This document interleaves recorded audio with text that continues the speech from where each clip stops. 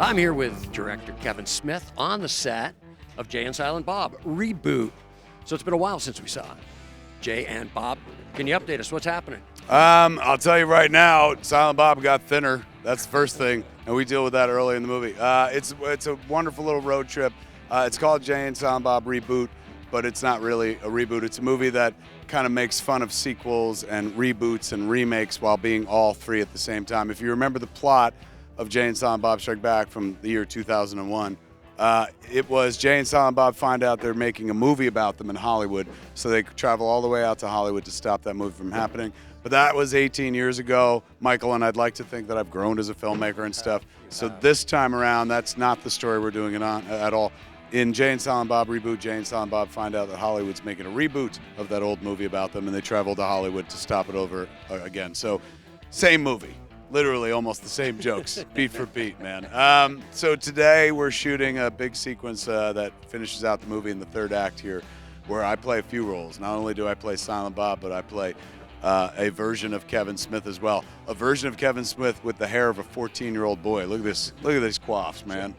So you, in fact, have a speaking role in this movie. Is that what you're telling me right now? Is this a spoiler? This is a spoiler. If anyone's like, oh man, I go to your movies to hear you not talk, because that's how I like you as Silent Bob. You're gonna get tons of Silent Bob, but yes, after years of watching all my actors like have fun doing lines and stuff, I was like, I get to do lines, and not in the normal Hollywood way of doing lines. I'm talking about doing dialogue lines and stuff. So Kevin Smith gets to talk in the movie. Silent Bob does not.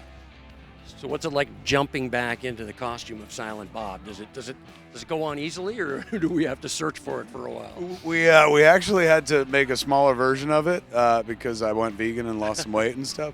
But it's been wonderful. It's been fun. The movie's really sentimental and stuff like that, and funny as hell. But I forgot how hard it was to be in something that you're also directing. And like I was in Yoga Hosers for like a minute, but that we worked for like one day.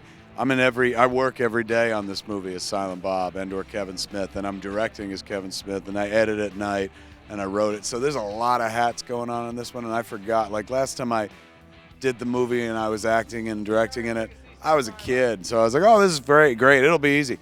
I'm 48 years old, so now I'm like, why did I write all this for myself? I should have wrote myself out of these scenes. Can't it just be Jay and like Silent Bob pops up from time to time? So it's taken a lot more concentration than a stoner like me is used to giving at this point in my life.